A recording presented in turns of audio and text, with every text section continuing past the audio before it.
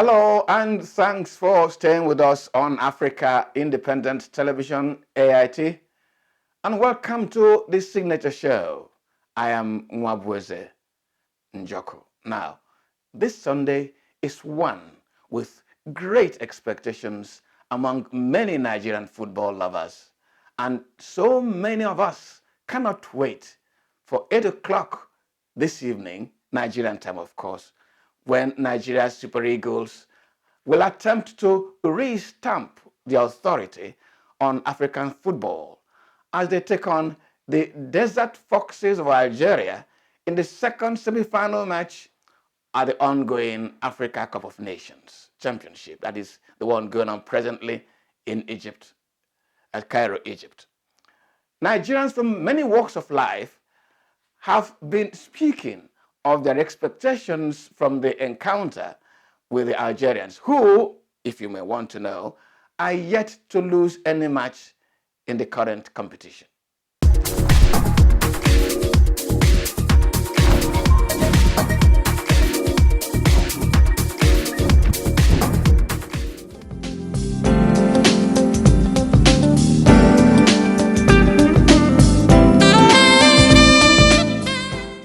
I believe that with the kind of football we play South Africa, we will beat Algeria. I expected the coach to use Ezewa instead of Akpe, because to me I don't have much courage on Akpe because he is not smart. I don't have that courage in Akpe, so I prefer Ezewa to Akpe. Nigeria will win Algeria now. That one is sure for sure. For the last match where they play well. As they play, it give me joy. Their performance give me joy. I know say they will beat Algeria. Nigeria will beat them 3-1. 3-1.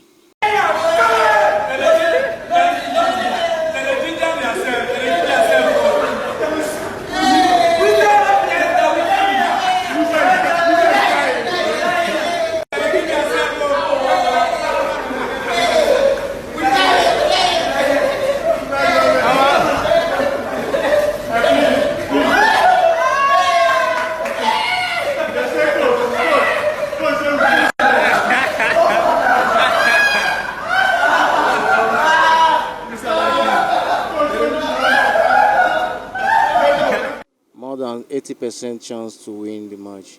But what they have to do is that they just need to reinforce the attack and the midfield. If they can play maybe 2-3-4 as 2 at attack, midfield can be 4, and the 3 at the defense is okay. I believe that they will win this time around, because as they won the other time, they will still make it. I think that Nigeria is going to win. Let me say 3-0. I believe Nigeria is going to make it. Why is this so? Like the last match, the very last match they played, if the coach is still going to use the same people, like he has no reason to bench Chukwueze. That is one. Then in terms of substitution, like the last time he removed Musa, there's one particular striker there which is playing from the Turkish. Maybe if Igalo start, then if we have to substitute somebody, then you replace the guy with Igalo. Then Musa should play full 90 minutes. I think by such doing, we're going to carry a day. Honestly, I believe we're going to win them 3-1.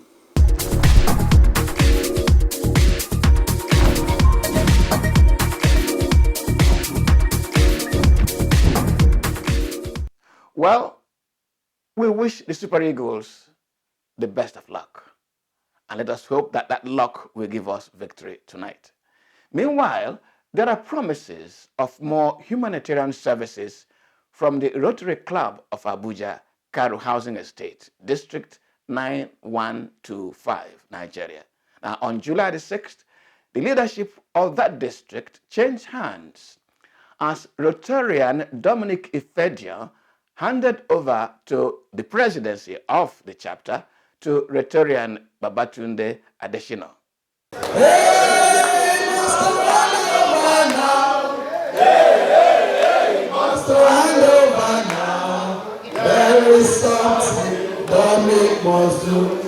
This is the certificate of our club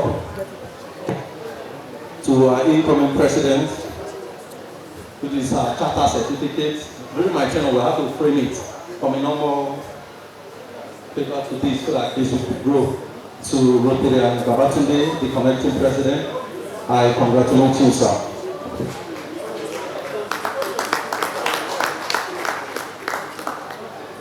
Now, the handover, which also featured some awards, saw our own Vin Martin Ilo, Chief Executive Officer of Signature Communications, being honored for his humanitarian and outstanding professional services.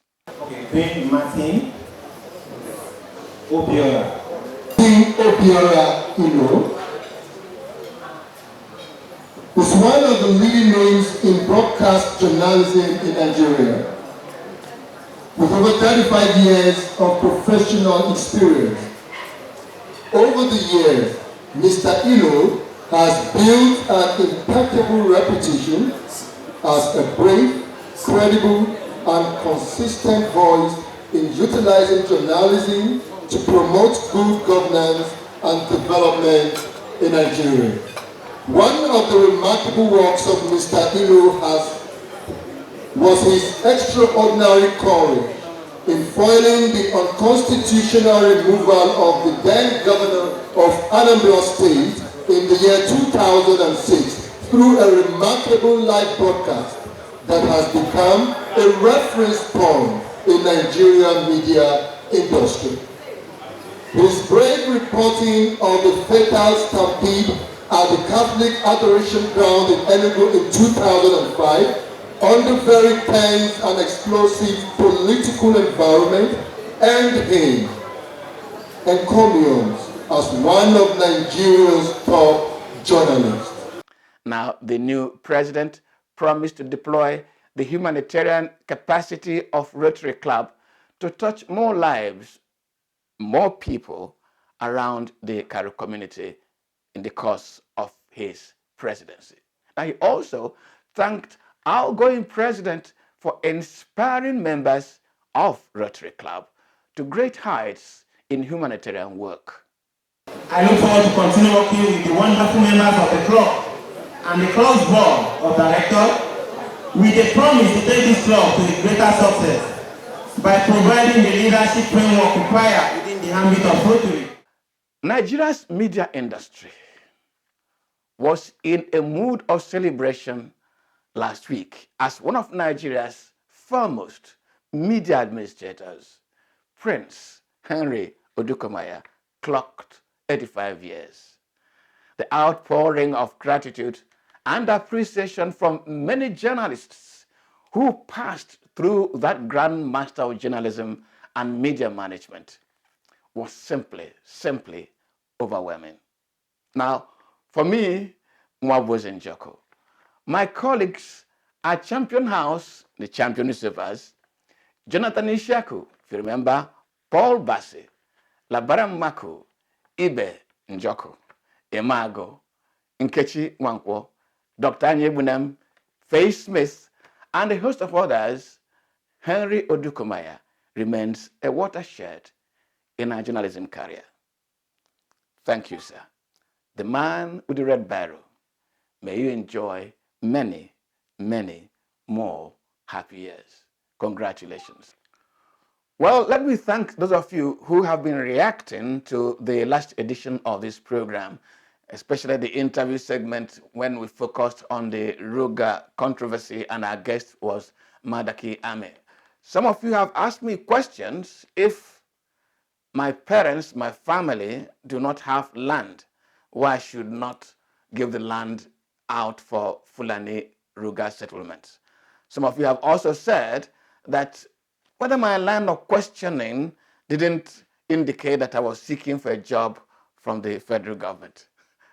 Unfortunately, I'm too old for a new job. Secondly, it is my job as a professional to ask all the questions in order to bring out all the perspectives to debate. All the same, thank you very much for all your contributions. Now, we put a cap on our examination of issues that have been interest in the last 1 week with this assurance from the Speaker of the Plateau State House of Assembly, the Right Honorable Abok Izam, who says that as an independent arm of government, the Plateau State House of Assembly will be taking all issues to the people as a means of encouraging only friendly investments that will make the Plateau State to progress and benefit the people. He was in fact making that statement as part of his reaction to the Ruga controversy. You will know that we have been trying our best to see that we create that relationship with the security operatives. We have been going around paying them a kind of a familiarization tour. We have gone around police headquarters and all the security operatives in Plateau State, and we want to create that relationship, and we keep on urging them to be proactive in discharging their duties. In Nigeria, that is issue of Nigeria entirely, not only Plateau State. Yes, even though Plateau State have not been left behind, is an issue that we have to create a kind of relationship. We have to look at ourselves as brothers and sisters. The most important thing is we should know what we are trying to know, go to the roots of the problem to know what is the problem of the farmers and the Fulani people. We will try our best as new members of our 9th Assembly who will go down to the grassroots. We are representative of all the farmers and of course and the Fulani people. So we'll try to look onto that to make sure that we bring back peace in Plateau State and in Nigeria at large. Now, let's get over to something that can give hope to the aged and even the sick. Now, will you believe if I tell you that you can now choose if you want to die or if you want to keep living for as long as you like unless you are involved in an accident? If you doubt this, then join me in the interview section where we converse with a physician and heart specialist as we discuss the latest medical development reports on the death of death. I'm going to excite you. You can see that I'm not very IT compliant. Permit me this Sunday to use my phone because of the nature of the document we are going to discuss. Now, two gentlemen, two specialists, Jose Luis Cordera, born in Venezuela to Spanish parents, and Cambridge mathematician David Woods, founders of operating system Symbian, have just published a paper. And that paper says you can now choose not to die. And they're putting a date to it. They say by 2045, 2050, dying becomes optional. These two scientists say they have found the death to death. You can choose to live for 100 years, you can choose to live for 200 years, and in their paper, they have already given back to a Colombian woman who requested it 20 years of life.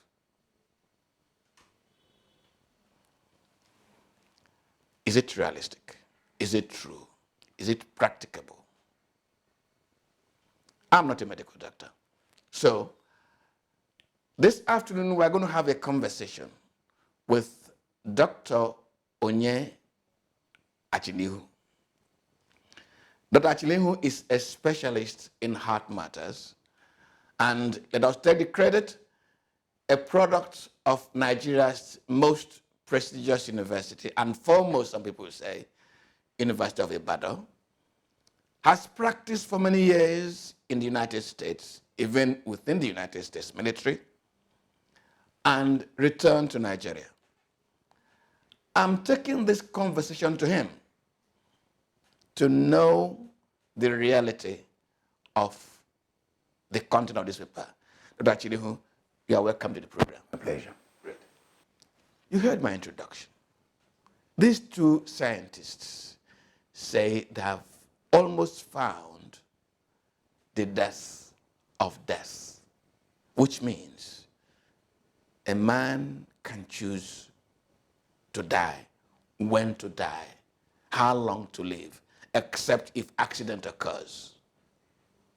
Is it feasible? Thank you very much. Let me give you a little background of the theoretical aspect of that assumption. For lack of better word, it's not really an assumption. The science of altering how long we live is not really new. Over the last 50 years, scientists in most parts of the world have used the act of artificial intelligence to alter a lot of things that you and I enjoy today. So the process of making us live long, even from basic tenets, has been there with us. Take, for example, your grandparents, my grandparents live on average of 30, 40, 50 years and succumb to most illnesses, which today are not usually the case anymore. People are living longer with cancer. People are living longer with heart disease. People are living longer with kidney disease and a variety of other illnesses. Why do you think it's so? We believe in science. And science has done a lot of good for humanity. These gentlemen are just telling you the next level, if you want to use that terminology. The fact of saying 2045 or any specific date is totally irrelevant. The question is that we have to appreciate that things are moving rapidly. By use of certain scientific techniques, we're able to alter a lot of things in agriculture, in aerospace, in manufacturing. So do I believe that is feasible? Absolutely. It is feasible. It is feasible. There are certain techniques that have been developed by scientists in most universities overseas. Even in less well-known universities, there are people who have dedicated their time to the science of what we call biogerontology, okay, which is an attempt to prolong life, making life more meaningful to people. And you know, aging itself, it's not necessarily a bad thing. If you want to stretch it, you can say it's a natural order of things. You have to be alive to die. So living is part of dying and vice versa, okay? Even if you want to look at it from a religious realm, I don't think that God created the world, then created the man, and everything ended there. Otherwise, he wouldn't have asked us to go and do so and so. So there was even an order from God. Yeah, but actually, there's a dimension that I need to interrogate. Yes. You said aging. Yes. Aging means a natural process of dying. Correct. Is it reversible? It can be altered. And like I said, if you listen to my introduction, a lot of things that are even evident to you and I as a result of that attempt to alter things. Otherwise, people wouldn't be living longer even now. Yeah, but Doc, if in the days before now, ordinary dysentery could kill, malaria has been killing, there are other ailments that were killing us, chickenpox, smallpox, influenza and all that. Those were, let me say, germs, foreign bodies entering the human body and causing him to die. And if an answer was found, if death was found for that foreign body, then the human body will function naturally and die progressively as age comes. So if you say we're living longer, we're eating better, malaria has been overcome, there's medicine for it, there's medicine for diarrhea. So we can live longer with those medicines. But this is different, that even without malaria and other diseases, we will naturally age. And now we want to un-age. As I'm repeating that question, removing those diseases, can we un-age our aging? Absolutely, you can. And that's what this paper that these two guys are making available to us tells us. And like I said, these concepts are not new. There has been an active research in that field to prolong life, to make aging. You see, for example, take a disease like cancer. There are certain techniques that have been around. Stem cell technology, for example, a process where an adult cell can be reprogrammed to an embryonic stage. You understand? There are also processes using attempts to alter the DNA of cells and directly and specifically affect processes that can make cells die or that can make them replicate in an uncontrolled manner, which can lead to diseases like cancer, dementia, and so forth. So if those things become available to somebody who is vulnerable, for example, I'll give you an example. I have an autistic child. My second son is autistic. If something can be found to target the process that leads to that kind of condition, that's not anti-God. You understand? That's using our natural instincts and the gift God has given us to order make somebody live longer. Without, the question you are going to ask me is, living longer, is it necessarily a good thing? And that is a different conversation which we'll touch upon at the appropriate time. But it is very possible because the technology is here. There are specific, I'll tell you, areas of active research that's going to control what we do going forward. Number one, what we call synthetic biology. That scientists will be able to produce certain molecules that they can introduce into human beings to target certain biologic processes that will either alter the way cells function, the signaling of cells, when they die, because it's the death of cells that actually cause problems, okay? And those things can specifically target those cells and make those cells not act the manner that they do, that then incite inflammatory reactions that will lead to chronic diseases. When that happens, people will live longer. The question you ask is, living longer, is it a necessary thing? I'm going to come to that, Doc. I'm imagining myself at home following you on this program, and I ask my wife or my son, this reversal of aging, can it include reversing the age of a heart that has pumped for 78 years, reversing the age of my liver that has functioned for close to 70-something years and is tiring from continuous every day, 24 hours a day functioning, reversing the age of my kidney in such a manner that I can bounce back into relative young age. I'm imagining it. It's possible. It's possible. If you understand the processes of cell death, that can be altered. That can be altered by making the cells relearn how they behave. You understand? Using specific targets.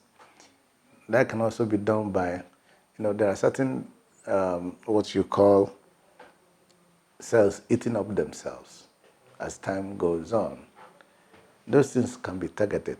For example, things that enter our DNA, gene reprogramming, that tells us this is what you do. We can tell, it's just like machines. We can tell a machine, do this. We can send a drone. Somebody can send a drone to the moon. How do you think it happens? The same thing can be done in human cells. I don't think it's a mystery. Doc, you don't think it's a mystery. Let us leave the realm of hard science that is bringing about all this. Sorry, let me cut you there shortly. Yes. For example, you asked me something about the liver, the heart, the kidney. We're already transplanting kidneys. We're already taking kidney from somebody who is dead. Doc, that is taking an existing healthy kidney in its natural healthy state and implanting it. That is still understandable. It's really healthy state. For example, before we transplant a heart in somebody has to die before you use that heart. So we are doing something to alter the cellular mechanism how that heart functions to be able to be in a viable state for somebody else to receive it and live. So it's not necessarily correct that that heart, you can't, as I'm standing here, you can't remove my heart and give somebody else. I have to die for that person to receive it. It's only when you're talking about kidney transplant, somebody doesn't need more than a kidney to live, you can use a living donor. So we're already doing something in that realm. This is just an extension of what we already know. Every time science comes up with something new, there are people, like you said, about the time of Aristotle, people were stoned to death when they thought from a higher realm. And I see they were like saying something against God and things like that. But that's not the case. From even basic principles, there are a lot of changes we've already seen. Talk about heart transplant. We're already transplanting hearts in the 60s. And that's heart from a dead person. When somebody is dead, by definition, their cells die, correct? So you have to do some manipulations on that heart for that heart to remain viable, somebody else to receive it and function. So this is just something that we're already doing that appears to be mysterious, but it's actually not. I'll return to this mystery. Let me pick from the ethics of this. Frankly speaking, if I'm 200 years old, I would have seen the world again and again and again. I would have seen the sun rise and the sun set. I would have seen governments rise and governments fall. I've seen nations rise and nations lose their power. I would have seen human frailties so cyclically that by 200 years, I could get bored. I could get bored because I've seen it again and again. So life begins to lose its excitement. Some people may argue that the process of death is really to allow man to enjoy the fullness of living in his full excitement and doesn't get bored. Do you think man can be happy being 200 years old? Very much possible. You're also making an assumption that when you die, that you are necessarily happy. That nobody has died and come back to tell us what the experience is out there. And also making an assumption that somebody lives 200 years that they will be unhappy.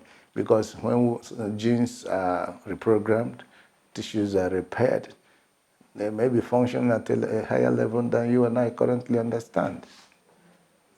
So you don't know what their thought process will be then until you get there. Until you get there. Are we as human beings playing God?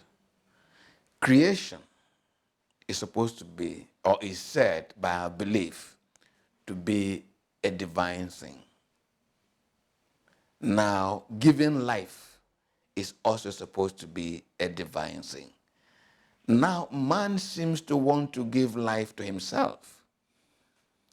Is he intervening in the natural order of things, or is he challenging God's own power and authority, and is it ethical? As somebody who believes in science, I take the other position. And I don't think you can be a good scientist without reference to some kind of divine intervention. So these things don't exist in discrete enclosures. Let me ask you a simple question. Do you think everybody can write a book? You and I can experience something, but when we try to document it, I may do it better than you and vice versa. Why do you think so?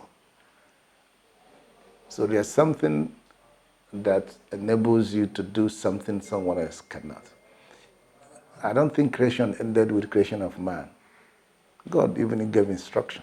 You can look at this from a philosophical standpoint. You can look at it from a standpoint of theoretical physics, astronomy, whatever you want to call it, religious.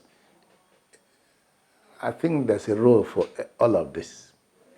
You understand? Sometimes, if you go back to science, when Darwin described the theory of evolution, what did he do? He went to a very lonely place, stayed for years, and was able to do research. Where did he think he got the message from? I think it's when we get fixated on a line of thought, that's a problem. You have to have an open mind when things happen. If God created us and just said, okay, you guys just sit down there and pray, there will be no war today.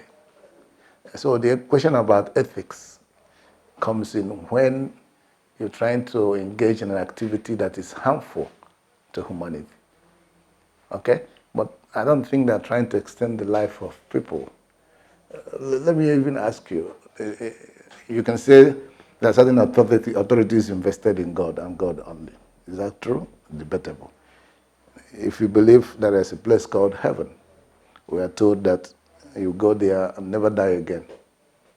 Correct? But we are God's children. And God has given us the ability to do things. But he says some people will go to heaven and they live there ad infinitum. So is that not a process of extending? Is it not? So you're just saying because human beings are attempting to do that. I don't think that's anti-God. Because he has also given us the intelligence to do something. Yeah, Dr. Chidinma, I'm worried about that line of argument. And it appears what man seems to be progressing towards, really, is conquering mortality. Now, if I'm able to extend my life from 100 years to 200 years, who says that subsequently scientists then would not want to progress this to 500 years? And if man is making attempt to conquer mortality, hasn't he begun to play God, and is it not dangerous? No, it's not. No, it's not. There was a story of someone in the Bible, Methuselah, correct? 100 years. 100 years. 300 years. 300 years. So these people are telling you that by 2045 it's possible for somebody to choose to die or not to die. Well, you are looking at it from a literal interpretation. What I believe that means is that in that time frame, even as we have seen now already, that we'll be able to extend our life by certain actions that science would have enabled us to take. I don't think that means forever. So I don't think you can equate that to what God is able to do. You understand? If people lived 60 years on average some years back and now living to 100, what is wrong with that? If somebody is going to live, the question is, what is important? Is it numeric age or functional age? So if somebody is going to live 150 and be riding bicycle and climbing mountains, what is wrong with that? Now you can ask, would there be enough space if people are not? That's what I was heading to. Yeah. If we are going to be 150 years, 200 years, and the younger generation is also multiplying, where will all this population be? There's enough space in the universe. I mean, people have migrated from one corner of the earth to the other. People have altered the environments that they made harsh and been able to conquer that environment. There's no place somebody cannot live. Why do you think somebody is in this space? Somebody is able to stay in there and conquer gravity, stay in space for a year without coming down. We can move to the Mars. We can move to other planets. This is not the only planet on Earth in the world that God has created. And He's giving you instruction to go multiply. He didn't say you should only multiply on Earth. Did He? So even if you quote the Bible or any other religious book, He didn't say go to Earth. He said go and multiply. And He didn't create only the Earth. There are other planets. You can conquer the Sahara Desert. There's no environment you can't conquer. Why do you think people live in Alaska 6 months of the year without light? Or live in the Arctic Sea? Huh? So, just hold your peace there. Just hold your peace there. We are in the conversation segment of the Signature Show, and we are conversing with Dr. Onye Achiniu. He is a heart specialist, a product of University of Ibadan, practiced for many years in the United States. We are taking on the issue of the death of death, where scientists now say we can prolong our lives as long as we desire. In fact, they tell us that a Colombian woman has just received close to 20 years of life. In other words, if she was 60, she's now about 40. All things functioning. And we're asking Dr. Achiniu how this is possible, whether this is ethical, stay with us. You're welcome back. There is this song,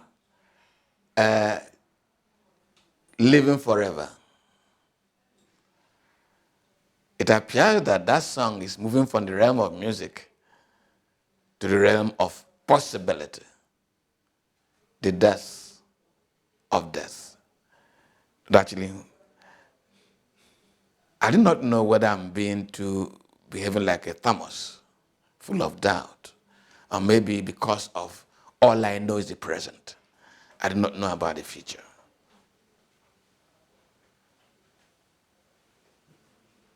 What is the advantage of this science of manipulating the aging process, reducing it or reversing it to current medical facility, to health services? Is it of any use at the current level, not even at the level of living for 200 years? That methodology, that science, is it of any advantage in current medical practice and health service? Absolutely. I already answered the question at the beginning.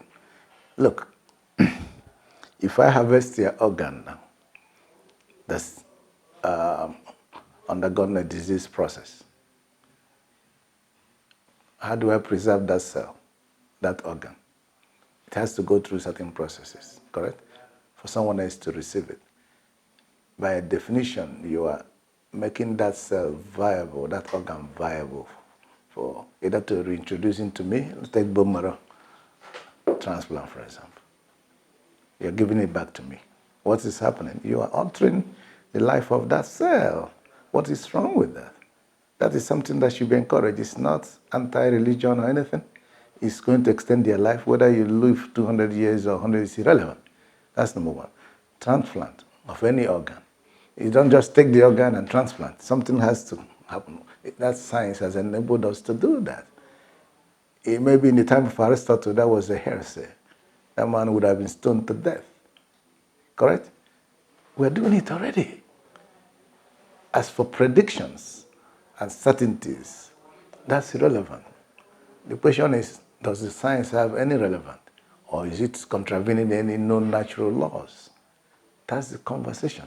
Or are there issues, ethical? Are there things that can arise from, are we trying to reorder things? And if so, are we offending any ecclesiastical systems? Those are the issues, but the act itself are attempting to make life more improved for humanity. I don't think there's anything wrong with that. Let me like in the beginning, let me summarize. These things are not new. These things have been ongoing for years. It's just that with the science is becoming more exact and more predictable. But also, go back to astronomy, go back to physics. People were able to predict that if you get a certain height in the atmosphere, there'll be no gravity. Is it not true? At that time, it was mere conjecture. Is it not true? If somebody told you that somebody can fly an object from here to the US in a few hours, would you believe that? So look at, you had a couple of years when they were talking about a certain heavenly body that will be coming after Halley's Comet. Yeah. Halley's Comet. Do you know when that prediction was made? Many centuries ago. Is it not exact science that every 76 years, 72 or 76 years or thereabout, that comet will come? We saw it 2 years ago. You and I might not be alive. But what is wrong if we do something that will keep us alive to see another one? You understand? So these predictions were made many years back. They're still correct today as they were then. So if somebody said that, Halley described that phenomenon, people thought he was mad. But it's true. It's true. People now, we have now precision science enough to tell us the circumference of the Earth, how accurate you can send a projectile to land in a specific part of the moon or Mars. Is it because we are talking about human beings? We are not the only creatures of God, are we? Those are the other ones we don't know are UFOs. No, they're not UFOs. The plants and animals, is it not God that created? They have purpose on Earth. You understand? So I don't think this is something from a public policy standpoint. There is going to be issues of how to have enough resources to cater for this population that maybe as a result of people now not aging as quickly as they should. But like I said, people can always migrate to other corners of the earth. Well, Dr. Chinu, as we're conversing now, there could be somebody following us who has, for instance, cancer, who has any other debilitating health situation, and is hearing us converse on the death of death, being able to prolong life, being able to reverse certain activities of the cells that could kill them or cause a human being to die.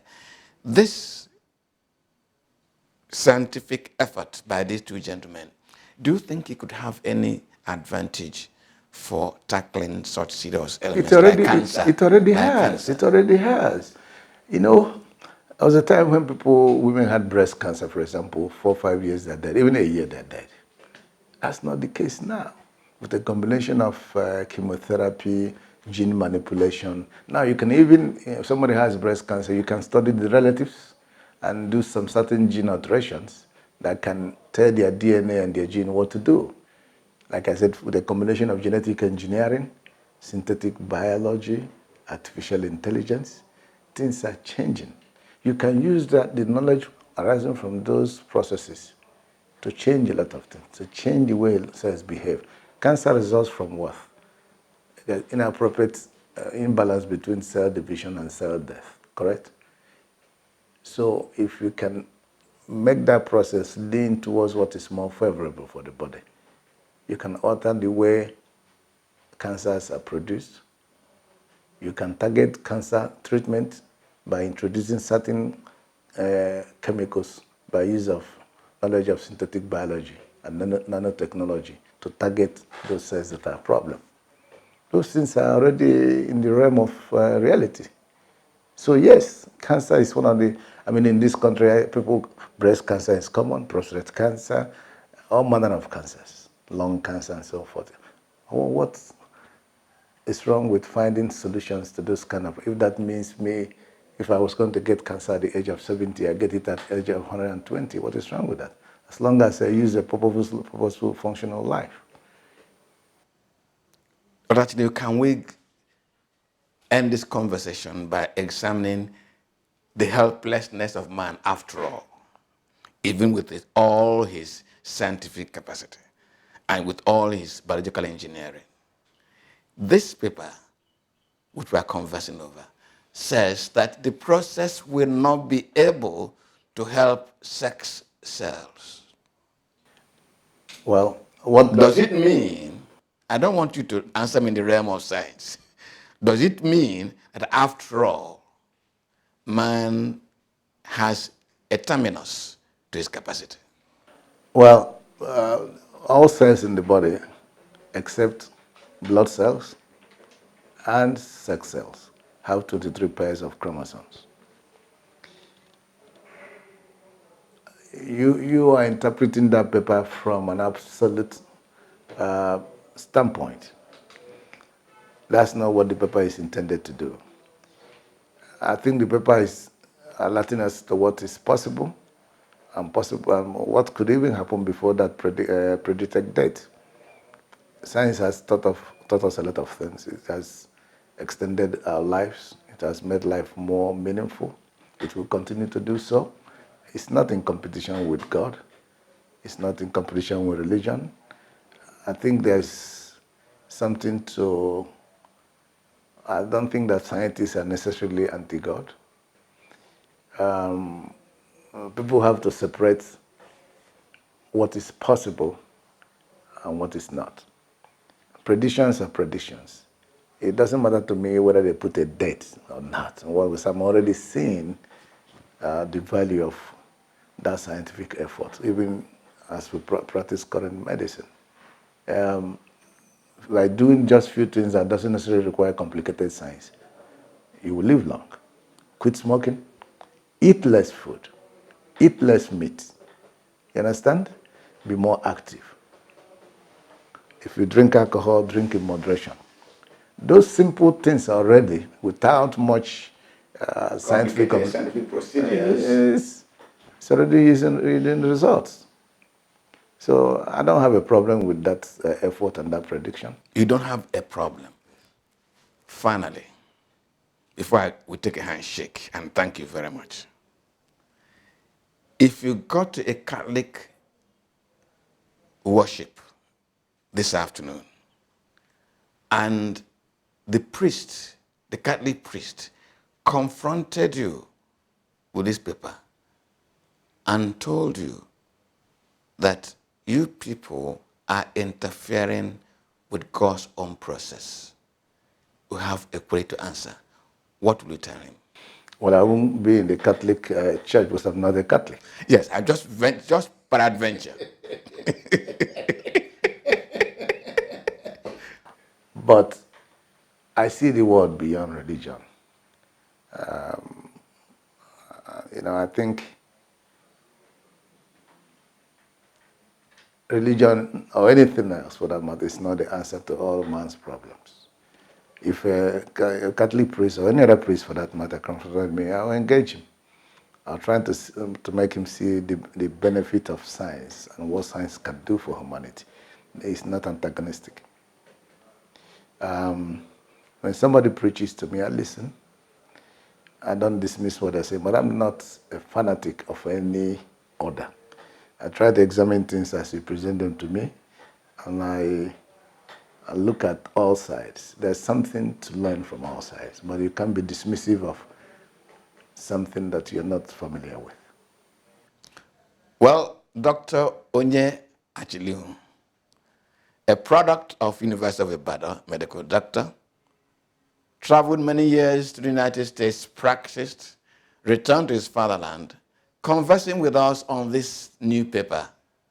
He says it's not new really, but except that the conversation has just picked up again.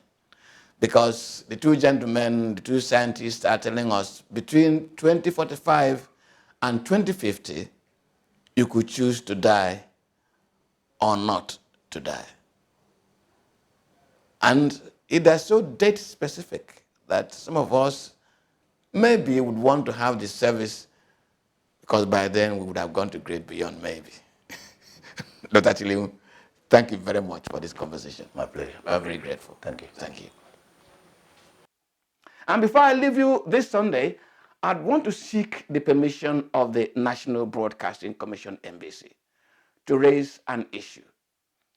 Please, I want to show briefly some musical clips that appear in a number of television channels, especially on DSTV and GoTV, which are used in many, many homes, many Nigerian homes today.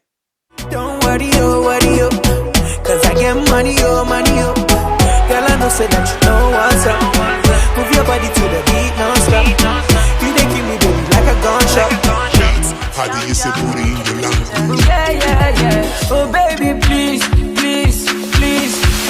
Why you do me like this? This your backside. Oh, that me know the room like this.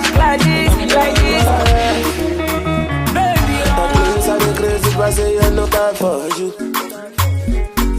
The lie, the life, I say I no grace for you. If you tell me to move, I move. Anything when you want, I go do. Anytime when you call, I go there for you. When you smile, you the rise of the temperature. Nobody got to know. Keep it confidential. You be my imma. I go be your mentor. Now, do these productions affect the attitude of our urban youth to sex? And has it any role to play in increasing the role of sexual abuse and perverse sexual experimentation by our youth, including rape? Should the Nigerian Film and Censor Board take a closer, different attitude to these productions? Or should it just be part of freedom of the individual to live his life the way he pleases him? Let's begin this conversation on this very issue. And please, you may reach me with your comments on signaturetv.com.ng@gmail.com or njokonwabueze@gmail.com. Let's begin the conversation. Well, that's our program for this Sunday. Let's meet again next week. My name remains Nwabueze Njoko. Good afternoon.